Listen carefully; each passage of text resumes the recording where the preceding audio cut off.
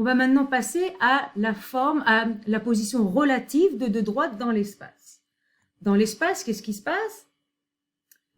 Quand j'ai deux droites, pareil, soit mes deux droites peuvent être parallèles, soit mes deux droites peuvent être parallèles, quand elles sont parallèles, pardon, elles peuvent être différentes, distinctes ou confondues. Mais maintenant, qu'est-ce qui se passe lorsque deux droites ne sont plus parallèles? Eh bien, ça, dans l'espace, ça fait deux droites qui ne sont plus parallèles. Mais par contre, j'ai pas de point d'intersection entre ces deux droites. Et ça, c'est tout à fait différent avec ce qui se passait dans le plan. Dans le plan, qu'est-ce qui se passe? J'ai deux droites, soit elles sont parallèles, elles peuvent aussi être confondues, puis si elles sont pas parallèles, forcément, elles ont un point d'intersection. Ce qui n'est plus le cas dans l'espace. Donc, c'est la grande différence. Donc, on va avoir un troisième cas où les droites ne sont pas parallèles, mais qu'elles n'ont pas non plus de point d'intersection. Dans ce cas-là, on va dire que les droites sont gauches. Et si elles sont non parallèles, puis qu'elles ont un point d'intersection, on va dire qu'elles sont concurrentes. Donc voilà les différentes définitions. Et effectivement, on a un cas de plus que ce qui se passe dans le plan. Ce qui ne change pas, c'est la notion d'angle formé par deux droites dans l'espace. Donc si je prends deux droites dans l'espace, ça me forme, alors évidemment, mes droites elles peuvent être éloignées, mais pour connaître l'angle entre les deux droites, je regarde l'angle entre les vecteurs directeurs. Donc une fois que je regarde des vecteurs directeurs, je peux rapprocher mes vecteurs directeurs et les mettre à la même origine. Okay? Donc finalement, l'angle entre deux droites, quand je regarde deux droites dans mon plan, j'ai pas beaucoup de manières différentes pour l'angle. Puisque quand je mets deux droites ensemble, ça me définit finalement quatre angles, mais j'en ai toujours deux qui sont égaux. Ces deux angles-là sont égaux, et ces deux angles-là aussi sont égaux. Donc, l'angle entre deux droites, c'est forcément soit le grand angle, soit le petit angle. Et bien, par définition, l'angle entre deux droites sera toujours le plus petit des angles, c'est-à-dire forcément un angle compris entre 0 et 90 degrés. Eh bien, l'angle entre mes deux droites est retourné par cette formule-ci, qui est la même formule que ce qu'on a vu lors du dernier cours, donc je ne reviendrai pas sur cette équation. On aimerait maintenant regarder comment déterminer la distance entre un point de mon espace et une droite donnée, pour lequel je connais une équation. Je pense que ça ne surprendra personne de dire que la distance entre le point et cette droite, c'est la plus petite distance entre le point et la droite. Donc finalement, je vais chercher la droite perpendiculaire qui passe ici par la droite perpendiculaire qui passe par le point P et en même temps perpendiculaire à D. Donc ici, j'ai une droite qui est perpendiculaire. Et la distance, c'est cette plus petite distance. Bon, j'ai une droite D. Sur cette droite D, je pourrais trouver un point quelconque. Appelons-le le point R. Donc ici, j'aurai un point R sur ma droite. Et on pourrait dire, voilà, que maintenant, je pourrais regarder aussi la droite entre R et P. Et je pourrais prendre θ. Ici, je pourrais noter θ, l'angle entre RP et puis ma droite. Donc, pour définir ma droite, je pourrais considérer un vecteur directeur de cette droite. Donc, je vais prendre U, ici, un vecteur directeur de ma droite. Dans ce cas-là, θ, c'est l'angle entre RP et la droite, donc entre RP et U. Donc, forcément, ma distance D, je la retrouve ici. Donc, dans mon triangle ici qui est rectangle, la distance, c'est le côté opposé à l'angle θ. Avec SOHCAHTOA, pour avoir l'opposé, SOHCAHTOA, je viens faire du sinus. Donc ici, j'obtiens que le sinus de l'angle θ, c'est le côté opposé qui est la distance, divisé par l'hypoténuse, qui est rien d'autre que la longueur du segment ici RP. Donc l'hypoténuse ici, je pourrais diviser par la longueur du vecteur RP. Et donc finalement, la distance est donnée par la norme de RP multiplié par le sinus de θ. Calculons à présent, je le fais de manière un peu séparée ici. Je vais calculer le produit vectoriel de RP avec le vecteur U et je vais diviser ceci par la norme de U. Donc pour cela, je vais reprendre la définition du produit vectoriel. Donc la définition du produit vectoriel de deux vecteurs, c'est la norme du premier vecteur, RP, fois la norme du deuxième, le vecteur U, fois le sinus de l'angle entre RP et U. L'angle entre RP et U, c'est ce qu'on a noté θ. Et donc ça, je veux le diviser par la norme de U. Ici, on voit tout de suite apparaître une simplification. La norme de U se simplifie en haut et en bas. Et donc, il me reste simplement la norme de RP fois le sinus θ, qui était exactement la distance. Autrement dit, on vient de trouver une autre formule pour la distance. C'est ce produit vectoriel divisé par la norme de U. Simplement, pour m'assurer que le produit vectoriel est bien positif, je vais le prendre ici. De toute façon, je veux sa longueur. Excusez-moi, donc il fallait forcément que je le prenne en norme. N'oubliez pas que ce que j'ai écrit aussi au numérateur, c'est bien la norme de mon produit vectoriel.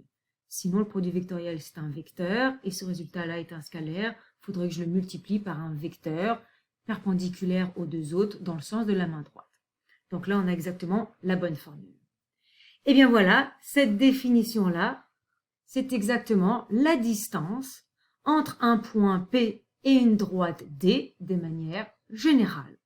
Ce qui nous donne cette formule-ci, soit U un vecteur directeur d'une droite et P un point de l'espace, la distance entre le point P et la droite est donnée par la formule suivante, RP vectoriel U divisé par U, toute en norme, ou sinon on a vu l'autre manière, c'est la norme de RP fois le sinus de l'angle entre les deux. Donc forcément, on me dit qu'ici, θ, c'est un angle entre 0 et 90 degrés, puisqu'effectivement, l'angle entre deux droites, on prend toujours le plus petit angle, donc forcément, c'est plus petit que 90, sinon je vais pas regarder le bon côté de l'angle. Donc voilà ici la définition de la distance entre un point et une droite dans l'espace. Maintenant, pour calculer la distance entre deux droites, on va commencer par calculer la distance entre deux droites parallèles et ensuite on va montrer la formule pour deux droites qui sont pas parallèles. Et bien pour calculer la distance entre deux droites parallèles D1 et D2, on va reprendre la formule précédente. Donc mon point P, je vais prendre un point qui appartient à une deuxième droite, donc ce serait un point P2 qui appartient à la droite D2, et le point R qui appartient à la première droite, comme il appartient à la première droite et que j'ai deux droites, maintenant je vais l'appeler P1. Donc la distance entre mes deux droites, eh bien ça va être exactement la distance entre le point P2 et le point P1. Donc ça va faire, je remplace R et P par P1 et P2. Dans cette équation-là, ça me donne donc le produit vectoriel de P1, P2 croix U divisé par U, le tout en norme. Et U, c'est bien le vecteur directeur de mes deux droites, puisque comme les deux droites sont parallèles, je peux leur attribuer le même vecteur directeur. Donc finalement, on a la définition suivante. La distance entre deux droites parallèles D1 et D2 est donnée par cette formule-là, où P1 est un point quelconque de D1 et P1 est un point quelconque de la deuxième droite. Et U, de nouveau, c'est un vecteur directeur aux deux droites. D'accord. Maintenant, si je considère deux droites qui sont non parallèles, donc là on a un dessin avec deux droites D1 et D2 qui sont non parallèles, et bien là encore on me dit que la distance entre ces deux droites, c'est la plus petite distance entre les deux. Et forcément, donc là je trace une droite, cette droite-là est perpendiculaire à la fois à la première droite et à la fois à la deuxième droite. Donc, évidemment, dans la 3 dimensions, la notion de perpendicularité ici, avec les effets de perspective, ça se voit un petit peu moins bien, mais la distance entre mes deux droites, je dois trouver la droite qui est perpendiculaire aux deux, et c'est la petite distance qui est ici. On a une formule qui nous donne la distance entre deux droites non parallèles, qui est donnée par cette grosse formule ici. Je vais vous démontrer cette formule dans un dessin. J'espère que vous allez mieux comprendre cette formule. Donc ici, j'ai pris deux droites, la droite D1, la droite D2. Elles sont pas parallèles, d'accord? Mais elles se touchent pas non plus. Donc ça pourrait faire quelque chose comme ça. La distance entre mes deux droites, c'est donc donné par cette distance-ci. Donc ça, c'est la distance entre mes deux droites. Comment je vais faire pour calculer cette distance? Eh bien, je vais construire un parallélogramme là-dessus. Comment je vais faire ça? Eh bien, je vais prendre, par exemple, ici, P1, un point de ma première droite. Je vais prendre ici P2, un point de la deuxième droite. Et à partir de ces deux points, je vais construire finalement un parallélogramme de la manière suivante. Donc là, je prends la droite parallèle à D1. Et puis, je m'arrête ici pour mon point P1. Donc là, je regarde. Hop, je voudrais créer une droite. Je ne vais pas le déplacer. C'est assez difficile à créer parce qu'il veut me déplacer toutes mes affaires. Voilà. Donc là, je crée mon parallélogramme qui passe par ces points-là. Et puis après, là, je ne voulais pas créer ça. Hop, mon parallélogramme comme ceci. Et il va passer jusqu'à mon point P2. Donc, il faut que je le poursuive un petit peu. Donc, cette droite-là, il faut que je la poursuive ici. Ensuite, mon parallélogramme, je termine de le construire. J'ai quelque chose comme ça. Ici, j'ai la droite qui ferme mon parallélogramme. D'accord. Et après, donc, il faut bien comprendre qu'ici, en 3 dimensions, hein, donc là, on ne le voit plus, c'est à l'intérieur de mon parallélogramme. Mais j'ai quelque chose ici comme ça.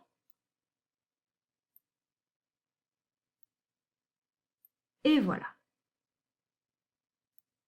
Donc là, j'ai construit un parallélogramme. Donc la distance entre mes deux droites, entre mes droites D1 et D2, c'est cette distance-là, que je retrouve aussi ici. Donc, dans mon parallélogramme, évidemment, tous les côtés ici, c'est des côtés parallèles de même longueur. Donc ma distance D, je la retrouve là.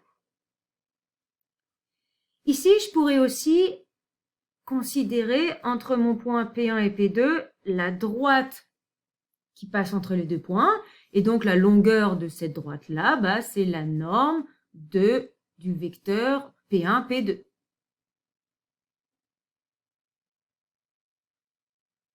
Et je vais construire finalement un triangle. Voilà.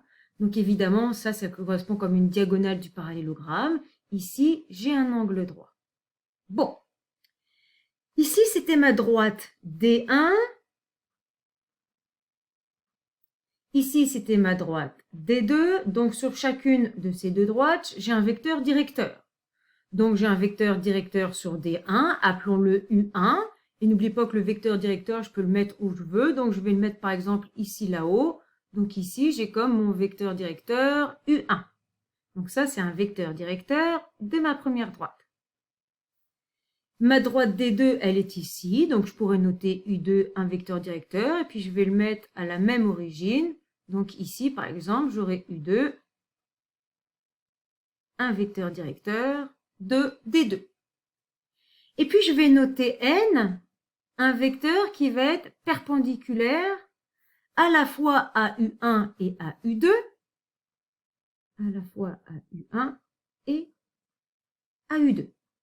Où est-ce qu'il serait représenté, ce vecteur qui serait perpendiculaire à la fois à U1 et à U2? Bah, comme j'ai un parallélogramme, cette droite-là, c'est parfait. Cette droite-là, elle est perpendiculaire à U1, vous le voyez bien là, et elle est aussi perpendiculaire à U2. Donc, je vais prendre le produit, je vais prendre ici un vecteur n qui est dans ce sens-là. Et finalement, pour être sûr de moi, bah, finalement, je définis n. On connaît un vecteur qui est perpendiculaire à la fois à deux vecteurs, c'est le produit vectoriel des deux autres. Donc, je vais prendre n comme étant le produit vectoriel U1 croix U2. Alors ici, amusez-vous avec votre règle de la main droite. J'ai U1 qui va à droite, U2 qui vient vers moi. Donc, mon produit vectoriel, mon n, descend vers le bas. Donc ici, j'aurai n qui descend vers le bas. Parfait. Et je vais noter je vais noter θ, l'angle entre mon vecteur n ici et mon vecteur P1, P2. L'angle entre,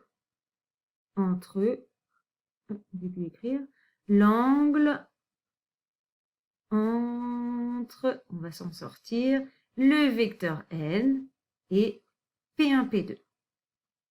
Bon, évidemment, le dessin ici est un peu plus complexe que ce qu'on avait dans le plan. On est quand même en 3 dimensions, donc il faut arriver à comprendre qu'est-ce qui se passe. Donc, mon angle θ, il est là. D'accord? Ici, c'est mon angle θ. C'est l'angle entre le vecteur n qui va vers le bas et mon vecteur P1, P2 qui est ici. Donc, P1, P2, c'est 2 points de la droite. Je peux déterminer leurs composantes. Donc, je connais la longueur de P1, P2. D, la distance D qui est ici, c'est ce que je cherche. Et puis θ, c'est l'angle entre mes deux vecteurs n et P1, P2. Donc, si je cherche la distance D, D, c'est le côté adjacent à mon angle θ. P1, P2 ici, c'est le côté hypoténuse. Donc, si c'est le côté adjacent, avec SOHCAHTOA, je fais du cos. Donc ici, je pourrais écrire que le cosinus de l'angle θ, c'est le côté adjacent, qui est ma distance, divisé par l'hypoténuse, qui vaut ici la norme de P1, P2. Donc évidemment, la distance, je fais le petit produit croisé et j'obtiens que la distance, c'est P1, P2 en norme multiplié par le cosinus de l'angle θ. De manière parallèle, je vais calculer ici, et de manière plutôt indépendante, je vais calculer le produit scalaire maintenant du vecteur P1, P2 avec mon vecteur n, et je vais le diviser par la norme de n. Tout juste la place. Donc, si je fais ceci, rappelez-vous que la définition du produit scalaire, c'est la norme du premier vecteur, donc la norme de P1, P2, multipliée par la norme du deuxième vecteur, la norme de n, multipliée par le cosinus de l'angle entre les deux, l'angle entre P1, P2 et n, c'est ce qu'on a noté exactement, θ, et on veut rediviser tout ceci par, donc on a dit la norme de n. Donc là encore, j'ai cette simplification qui apparaît. Donc, ce produit scalaire divisé par l'angle de n est exactement égal à ce résultat-là. Et ce résultat-là, c'était la distance.